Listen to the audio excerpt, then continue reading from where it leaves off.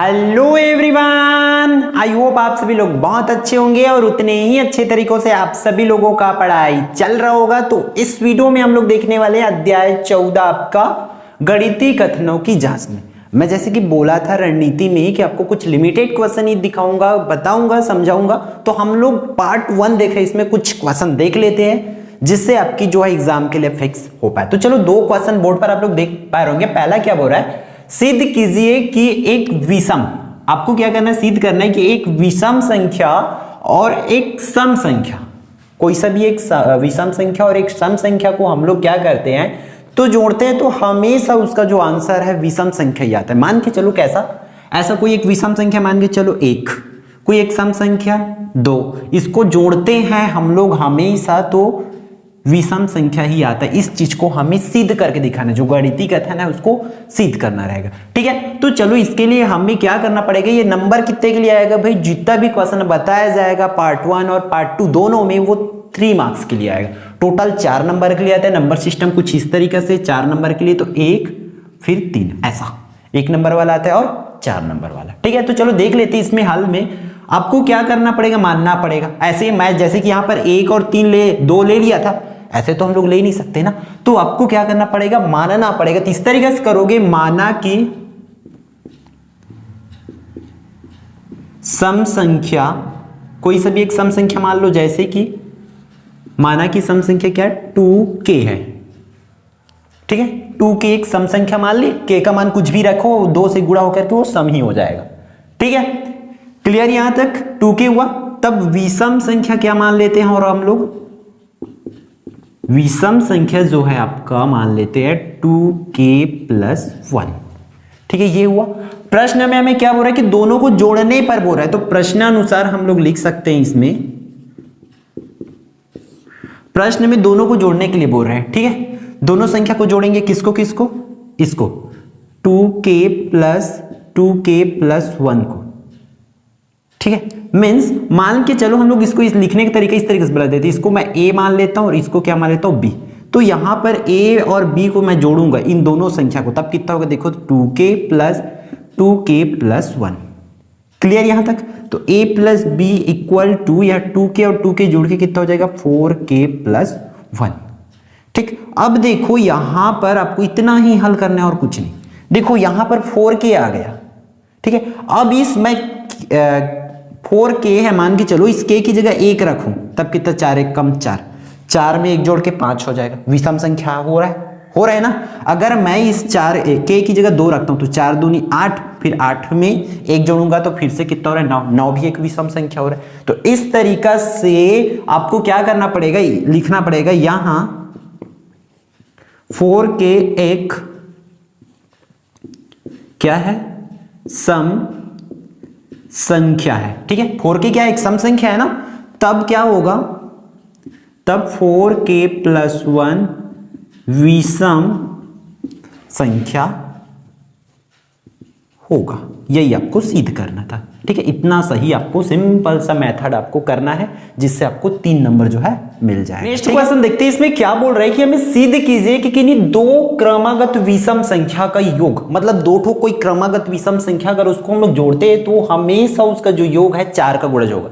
मतलब जो भी आंसर आएगा उसमें 4 का गुणा रहेगा, ये बोल रहा है। तो इसमें भी वही करना पड़ेगा, हल लिख लो भाई। क्या करना है, 2 क्रमागत विषम संख्या बोल रहा है, तो माना कि इस तरीके से लिखेंगे, माना कि पहला विषम संख्या मान लेते हैं। पहला विषम संख्या क्या है, मान के चलो हमारा 2k + 1, मान लो ये है 2k + 1 है।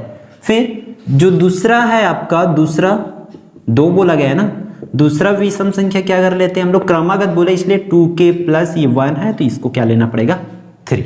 ठीक है, प्रश्न में हमें क्या बोला गया है कि प्रश्नानुसार, ठीक, प्रश्नानुसार क्या करना है आपको, दोनों को जोड़ देना है। दोनों को योग बोला गया है ना, दोनों को। प्रश्नानुसार दोनों क्रमागत आपके लिख सकते हैं विषम संख्या का योग। ठीक है, दोनों को योग करने बोला गया ना, तो आप लोग इस तरीके से लिख सकते हैं 2k + 1 + 2k + 3, ऐसा। ठीक है, अब देखो यहां पर 2k वाला 2k से प्लस होगा, तब 2k और 2k हो जाएगा 4k। अब नंबर वाला नंबर से जुड़ेगा तो 1 और 3 आपस में जुड़ के कितना होगा 4। तो फिर दोनों में से हम 4 कॉमन निकाल सकते हैं ऐसे, तो अंदर में क्या बाकी रहेगा k प्लस ये 4 बाहर है तो यहां पर 1। अब देखो जो भी आंसर आया है उसमें 4 का गुणा है ना, तो इसी को लिखोगे अतः स्पष्ट है कि दो क्रमागत विषम संख्याओं का योग हमेशा 4 का गुणज होता है। ये आपको लिखना है, अतः स्पष्ट है कि दो क्रमागत विषम संख्याओं का योग हमेशा 4 का गुणज होता है। इतना आपको करना है इस क्वेश्चन में, ठीक है। अब हम लोग देखते हैं हमारे पास 2 और क्वेश्चन है, क्वेश्चन नंबर 3 और आपका 4। देखो सिद्ध कीजिए कि किन्हीं 3 क्रमागत, पहले इसी क्वेश्चन को हमने विषम के लिए बनाया और 2 संख्या के लिए बनाए थे। आप लोग इसमें थोड़ा थोड़ा चेंज करके बना के देख सकते हैं, इसी तरीके से ही बनेगा सब। सिद्ध कीजिए कि किन्हीं 3 क्रमागत सम संख्या का योग हमेशा 6 का गुणज होता है।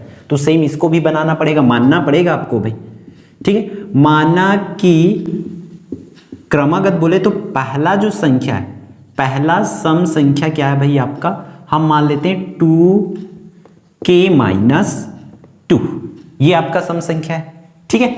फिर जो दूसरा है आप लोग इस तरीके से मान सकते हैं, दूसरा जो सम संख्या, दूसरा सम संख्या सिर्फ 2k मैं मान लेता हूं। और तीसरा जो है आपका 3 बोला गया है ना, तो तीसरा सम संख्या आप लोग ले सकते हैं इसमें 2k+2, इस तरीके से आप 3 कोई सा भी ले सकते, जैसे कि पहला को आप +2, इसको +4, इसको +6 ले सकते थे, चाहो तो वैसा भी लिख सकते थे। क्लियर। अब प्रश्न में हमें क्या बोला गया, प्रश्नानुसार।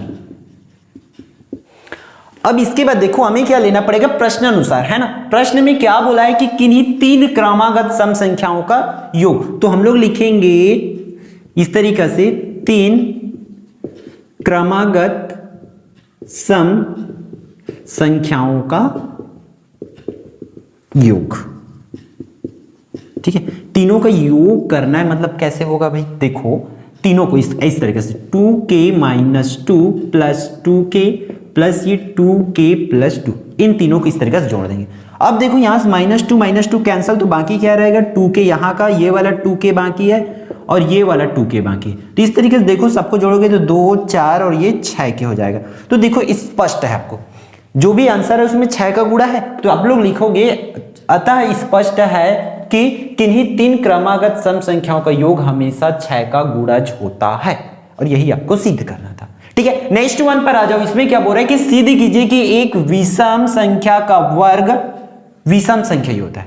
कोई से भी हम लोग क्या करते हैं, विषम संख्या लेते हैं तो उसका वर्ग हमेशा विषम संख्या होता है। तो इस तरीके से इसमें भी करेंगे, माना कि करना पड़ेगा आपको, माना कि विषम संख्या